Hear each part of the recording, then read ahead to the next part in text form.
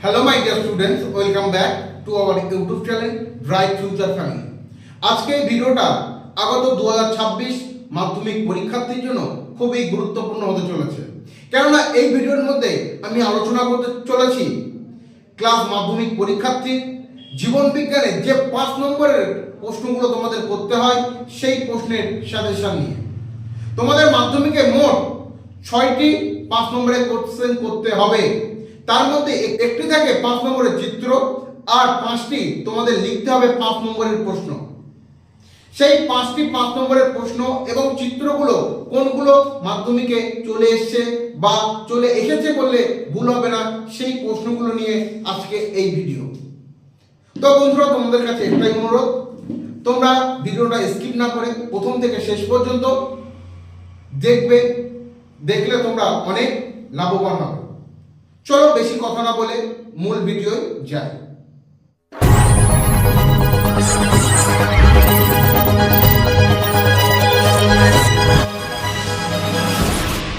তো বন্ধুরা, তোমাদের যে 5 নম্বরের প্রশ্নগুলো করতে হবে, কোন চ্যাপ্টার থেকে কটা প্রশ্ন থাকবে সেগুলো এক ঝলকে দেখে নাও। প্রথমে দেখতে পাচ্ছ যে প্রথম অধ্যায়টি আছে, এই অধ্যায় থেকে 5 নম্বরের একটি প্রশ্ন তোমাদের করতে হবে। বলতে পারি যে এই 5 নম্বরের যে আছে, প্রথম চ্যাপ্টার থেকে যে 5 নম্বরের প্রশ্নটা আছে, এখান থেকে কোনো প্রশ্ন করার দরকার নেই, কোনো প্রশ্ন করার দরকার নেই। তাহলে এখানে তোমরা কি করবে? এখানে তোমরা করবে ছবি, এখানে তোমরা ছবি করবে, তোমাদের কাজ মিটে যাবে। কোন ছবিটা? এই ভিডিওর পরবর্তী অংশে তোমরা দেখতে পাবে।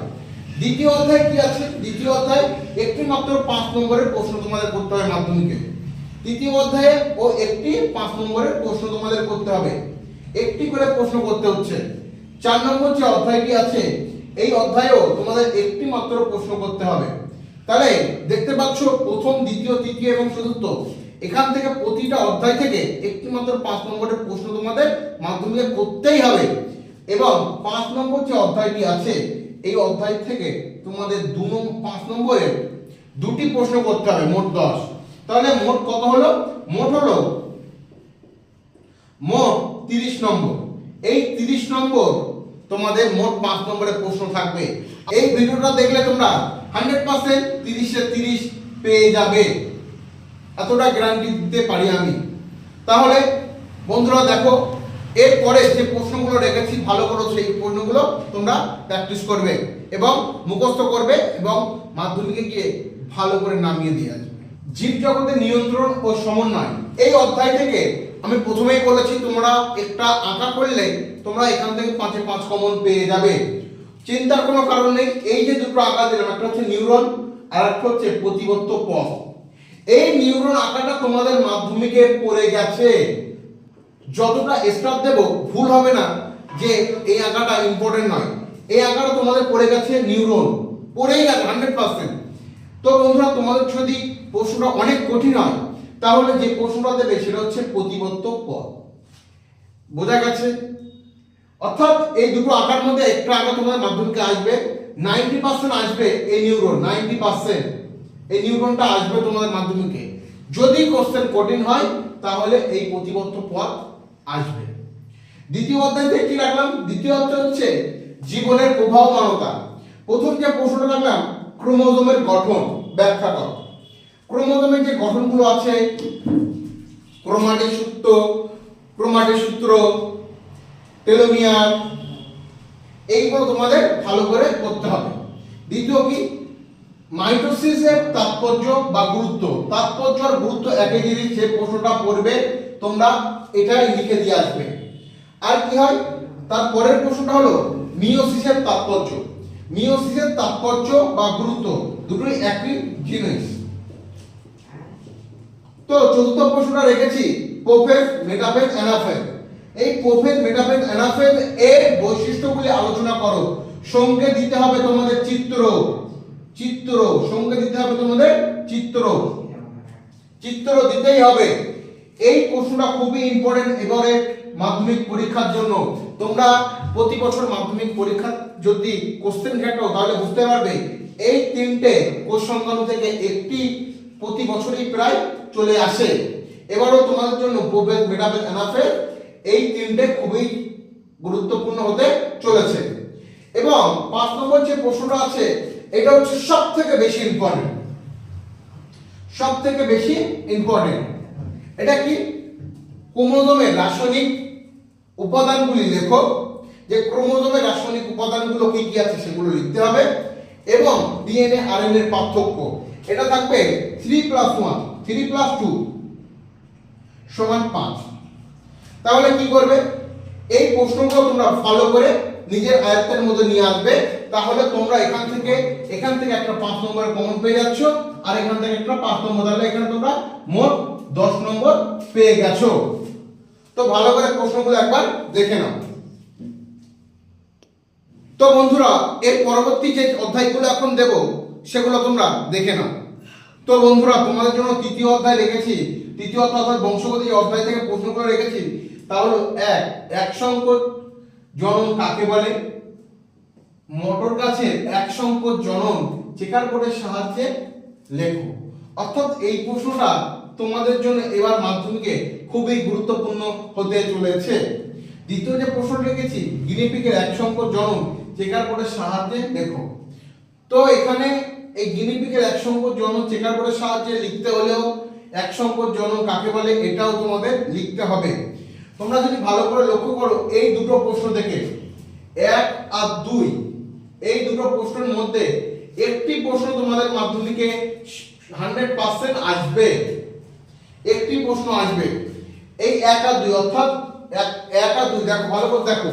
সংকট জনন মটর গাছের চেকার বোর্ড এবং গিনিপিগের এক সংকট জনন গিনিপিগের এক সংকট জনন চেকার বোর্ডের সাহায্যে লেখো। এই দুটো প্রশ্নের মধ্যে একটি প্রশ্ন তোমাদের মাধ্যমিকে এবারে চলে এসেছে বললে ভুল হবে না। যদি প্রশ্ন খুবই কঠিন হয়, থ্যালাসেমিয়া রোগের চেকার বোর্ড আসতে পারে, এবং এই প্রশ্ন তোমাদের জন্য খুবই গুরুত্বপূর্ণ হতে চলেছে, লিঙ্গ নির্ধারণে পিতার ভূমিকা। এটা প্রতি বছরই প্রায় মাধ্যমিকে চলে আসে। এবং 4 নম্বর অধ্যায় থেকে আমি কি রেখেছি দেখো, 4 নম্বর অধ্যায় অর্থাৎ অভিব্যক্তি ও অভিযোজন। এই অধ্যায় থেকে মোট 4টি প্রশ্ন রেখেছি। এই 4টির মধ্যে একটি প্রশ্ন তোমাদের কমন আসবেই। প্রথম কি আছে? ল্যামার্কের মতবাদ। 2 ডারউইনের মতবাদ। 3 নম্বরে রাখলাম অভিব্যক্তি মতবাদ সাপেক্ষে ঘোড়ার বিবর্তন। এটা খুবই গুরুত্বপূর্ণ হতে চলেছে এবার 2026 মাধ্যমিক পরীক্ষার্থীর জন্য। 4 নম্বর ভ্রূণতত্ত্বের সাপেক্ষে হৃৎপিণ্ডের গঠন। এটাও খুবই গুরুত্বপূর্ণ। তো বন্ধুরা, এখান থেকে তোমরা একটা কথা আমি বলে রাখি, এইখান থেকে ডারউইনের মতবাদ এবং ল্যামার্কের মতবাদ থেকে এই দুটো প্রশ্নের মধ্যে কি করবে, হয়তো দিয়ে দেবে অভিব্যক্তি সাপেক্ষে ঘোড়ার বিবর্তন 3 এবং ডারউইনের কোনো দুটি মতবাদ তুলে এখানে দিয়ে দিতে পারে 2 নম্বর। অর্থাৎ এটা তোমরা খেয়াল রাখবে, তোমাদের এই 4টে প্রশ্ন থেকে 100%ই তোমাদের কমন আসবেই। তো বন্ধুরা, তোমাদের এই বংশগতি অধ্যায় থেকে একটি 5 নম্বর এবং অভিব্যক্তি এবং অভিযোজন এই অধ্যায় থেকে একটি 5 নম্বর তোমরা এই প্রশ্নগুলো করলে কমন পেয়ে যাবে। তাহলে এখানে 5 এখানে 5 মোট 10 নম্বর তোমরা কমন পেয়ে গেছো। আগে তোমরা যে প্রশ্নগুলো দিয়েছি ওই প্রশ্নগুলো এবং এই প্রশ্নগুলো ভালো করে তৈরি করে নেবে। তো মাই ডিয়ার স্টুডেন্ট, তোমাদের যে সর্বশেষ অধ্যায় অর্থাৎ পরিবেশ ও তার জন্য ভাবনা, এই অধ্যায়ে আমি দুটি ভাগে ভাগ করেছি। কি করলাম, যে এখানে দূষণ থেকে একটা ভাগ করেছি, আর একটা এই পরিবেশগত সমস্যা থেকে আমি তোমাদের একটা ভাগ করেছি। এই দূষণ, বায়ু দূষণ, মাটি দূষণ এবং শব্দ দূষণ, এই দূষণ থেকে তোমাদের একটা 5 নম্বরের প্রশ্ন এবারে মাধ্যমিকে তোমাদের জন্য আসতে চলেছে।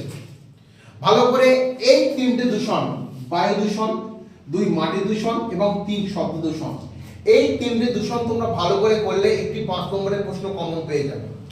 আর কি আরেকটা জায়গা করেছি দেখো, যে কি করলাম, আরেকটা এই 3টে প্রশ্ন করলে একটি কমন পেয়ে যাবে। সেটা কি করলাম, যে জনসংখ্যা বৃদ্ধির সমস্যাগুলি আলোচনা করো। 2 যে জীববৈচিত্র্য হ্রাসের কারণগুলি ব্যাখ্যা করো। 3 যে এফএম ও পিডিআর এর ভূমিকা। এই প্রশ্নটা খুবই ইম্পর্টেন্ট হতে চলেছে তোমাদের জন্য। এবার মাধ্যমিক 2026-এ এই প্রশ্নটা থেকে 100% একটি প্রশ্ন তোমাদের চলে আসছে। আর কি, সুন্দরবনের পরিবেশগত সমস্যাগুলি আলোচনা করো। এটাও খুবই ইম্পর্টেন্ট। তাহলে দেখো যে এফএম পিবিআর এবং সুন্দরবনের পরিবেশগত সমস্যা, এই দুটো প্রশ্ন তোমরা খুবই সুন্দরভাবে তৈরি করবে। আর এই প্রশ্নগুলো ইম্পর্টেন্ট আছে, এবার তোমরা এই প্রশ্নগুলো দেখে যাবে, এই দুটো প্রশ্ন ভালো করে নিজের মধ্যে নিয়ে আসবে। এই প্রশ্নগুলো নিজের আয়ত্তের মধ্যে নিয়ে আসবে, তাহলে দেখতে পাবে এখান থেকে যে 10 নম্বরের বড় কোশ্চেন আসে, তোমরা সেই বড় কোশ্চেনের 10 এ 10 পেয়ে যাবে। তোমরা ভালো করে এই প্রশ্নগুলো একবার দেখে নাও। তো মাই ডিয়ার স্টুডেন্টস, তোমাদের 1 থেকে 5 অধ্যায়, অর্থাৎ প্রথম অধ্যায় থেকে এবং লাস্ট অধ্যায় পর্যন্ত পুরো সাজেশনটা আমি এই ভিডিওর মধ্যে দিয়ে দিলাম। এই প্রশ্নগুলো তোমরা ভালো করে প্র্যাকটিস করবে। এই প্রশ্নগুলো ভালো করে প্র্যাকটিস করতে পারলে তোমরা বড় কোশ্চেনে যে 30 নম্বর আছে সেই 30 এ 30 তোমরা পেয়ে যাবে। ভিডিওটা যদি ভালো লেগে থাকে একটি লাইক করবে এবং কমেন্ট করতে ভুলবে না, আর বেশি বেশি ভিডিওটা শেয়ার করবে। এরকম নিত্য নতুন সাজেশন এবং ক্লাস পেতে এখনই আমাদের চ্যানেলটিকে সাবস্ক্রাইব করুন এবং পাশে থাকা বেল আইকনটি অন করে দিতে ভুলবে না। তাহলে সবার আগে আমাদের এই সাজেশন তোমার কাছে গিয়ে পৌঁছাবে।